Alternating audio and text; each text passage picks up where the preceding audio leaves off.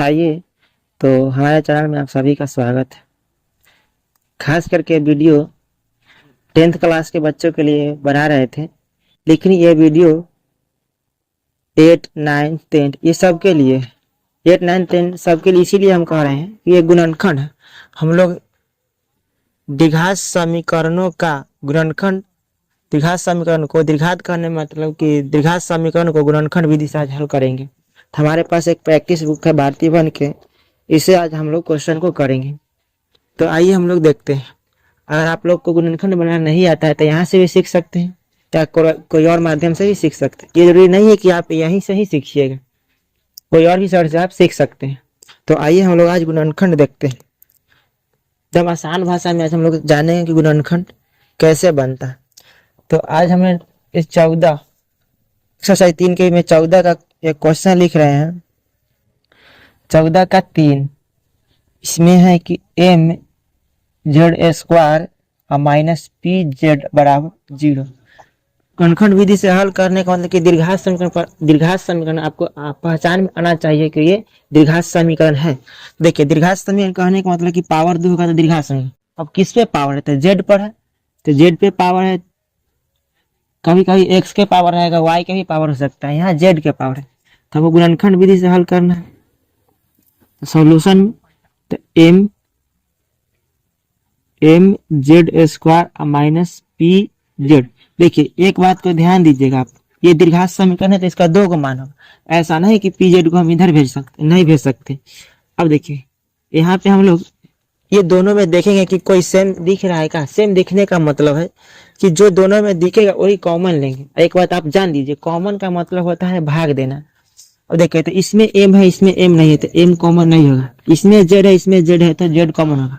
अब ये देखना है कि इसमें जेड 2 है, इसमें जेड क्या है? एक है। तो दोनों में कॉमन कहने का मतलब कि दोनों में एक जेड कॉमन लेंगे। तो एक जेड कॉमन लेंगे तो ये बच जाएगा एम, एक ही जेड लिए है ना, तो ये बच जाएगा एक जेड। पी जेड आ जाएगा कॉमन, बराबर है क्या बचेगा? 0। अब देखिए ये दीर्घात समीकरण है तो इसका 2 का मान होगा। अब देखिए 2 का मान होगा तो यहाँ से जेड से अगर इसमें भाग दे दीजिएगा तो खत्म हो जाएगा। लेकिन वैसे नहीं करना, ये जो बराबर आप देख रहे हैं ना, तो दोनों के बराबर में जाएगा। जेड बराबर भी आपको 0 लिखना पड़ेगा और एम जेड माइनस पी बराबर भी आपको 0 लिखना पड़ेगा। देखिए जेड का मान एक 0 आ गया, यहाँ से एक जेड का मान एम जेड माइनस में इधर आएगा तो प्लस में, और इसीलिए यहाँ हमको जेड का मान चाहिए ना, तो जेड बराबर हो जाएगा पी बटा एम। अब यहाँ देखिए तो जेड के मान 2 हम लोग निकाल दिए, एगो 0 आ गया, एगो पी बटा कितना आ गया? एम आ गया। ये आपका आंसर हो। ये 14 के तीसरा था। तो 14 में तीसरा बना, इसमें 3 क्वेश्चन बचे, वो आप लोग बनाइएगा। एक देख लेते हैं 15 का। 15 का हम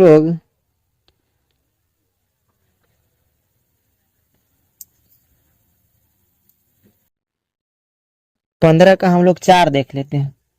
4 में कह रहा है कि वाई स्क्वायर माइनस 3 बराबर 0 है। तो इसका गुणनखंड यानी द्विघात समीकरण है तो गुणनखंड विधि से हल करना है।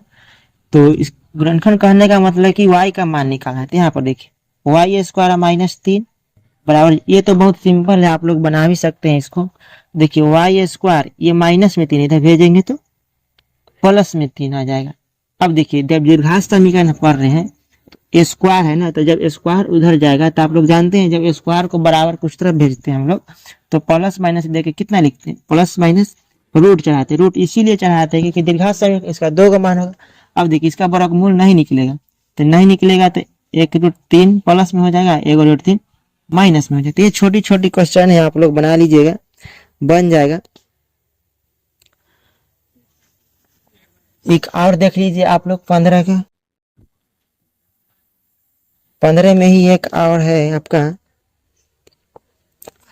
6 नंबर क्वेश्चन देख लीजिए, है x प्लस 5 का होल स्क्वायर और माइनस में है 36 बराबर 0। तो इसको गुणनखंड विधि से हल करना है। तो इसको a प्लस बी का इसका तोड़िए। a प्लस बी का होल स्क्वायर कहने का मतलब कि a का काम करेगा, ई b का काम, तो a स्क्वायर यानी x स्क्वायर प्लस 2 अभी तो 2 a के जगह पर रहेगा x, b का काम कर रहा है 5 तो यहाँ 5 देंगे, और b स्क्वायर तो यानी 5 का स्क्वायर माइनस 36 बराबर 0। अब यहाँ देखिए तो ये एक्स स्क्वायर और माइनस पहले प्लस, सबको गुना करें, गुना में है तो 5 गुना कितना हो जाएगा 10x, अब 5 के स्क्वायर कितना हो जाएगा 25 माइनस 36 बराबर 0। अब देखिए एक्स स्क्वायर अब प्लस 10x अब प्लस प्लस हो जाएगा माइनस हो गया, क्योंकि 36 माइनस में 25 प्लस में, तो 36 में से 25 घटेगा तो घटाइए 6 में से 5 जाएगा तो कितना होगा 1 यानी 11, तो माइनस में 11 होगा बराबर में 0। 6 में से 5 जाएगा तो 1, 3 में से 2 जाएगा तो 1 यानी माइनस में 11। अभी देखिए बीच वाला 10 है, तो 10 को 2 बराबर भाग में तोड़ना है कि गुना करने पर माइनस 11 आ जाए, जोड़ेंगे या घटाएंगे तो प्लस में 10 आना चाहिए, तो आपको 11 लाना है ना। देखिए तो कैसे लाते हैं, तो प्लस में 10 लाना है ना, तो 1x आप प्लस में लिखेंगे, गुना करने पर हमको कितना चाहिए, गुना करने पर हमको माइनस में 11 लाना है, और जोड़ेंगे या घटाएंगे तो 10 आता है, तो लिखेंगे हम लोग माइनस में एगो x माइनस में 11x और माइनस में 11 बराबर 0। देखिए यहाँ पे समझ में नहीं आएगा, हम इसको इसीलिए लिखे यहाँ पे, सॉरी ये तो हम गलत लिखे हैं। यहाँ पर देखिए ये ऐसे नहीं, प्लस में 10 लाना है ना, प्लस में 10 लाना है तो प्लस में 10 लाना है तो माइनस में एगो x लिखना पड़ेगा और प्लस में 11x और माइनस में 11 बराबर 0। हम इसीलिए लिखे यहाँ कि प्लस में 11, यहाँ कुछ नहीं तो 1 है, तो 11 में 1 से गुना करेंगे तो 11 ही होगा, अब माइनस प्लस क्या हो जाएगा माइनस। अब देखिए 11 को हम प्लस में इसीलिए लिखे कि हमको प्लस में 10 लाना है, तो 11 में से 11x में से 1x घटेगा तो 10 को x नहीं बचेगा, और 10 को x कथी बचेगा प्लस में, तो ये आपको खुद से सेट करना पड़ेगा। अब देखिए ये दोनों को देखेंगे और ये दोनों को देखेंगे, कॉमन लेंगे, दोनों में क्या दिख रहा है x कॉमन लेंगे तो बच जाएगा x कॉमन ले लिए तो कुछ नहीं, तो इसके जगह पर 1 और प्लस ये दोनों में 11 दिख रहा है तो 11 कॉमन लेंगे तो x बचेगा, 11 तो बाहर आ ही जाएगा तो क्या बचेगा 1 बराबर 0। अब देखिए दोनों घर वाला सेम हो गया, तो एक घर में से लेंगे एक घर के बाहर से, तो x प्लस 11 बराबर 0। अब देखिए दोनों के बराबर में 0 जाएगा तो यहाँ भी 0, 11 प्लस x प्लस 11 बराबर 0, तो x का मान निकालेंगे तो यहाँ 1 आ जाएगा, x का मान निकालेंगे तो यहाँ माइनस 11, इसीलिए हो जाएगा x के मान 1 और आ जाएगा माइनस 11। तो ये हो गया ग्रहणखंड। तो इसी टाइप का आपको 15 का पूरा बना लेना है। तो मिलते हैं नेक्स्ट वीडियो में।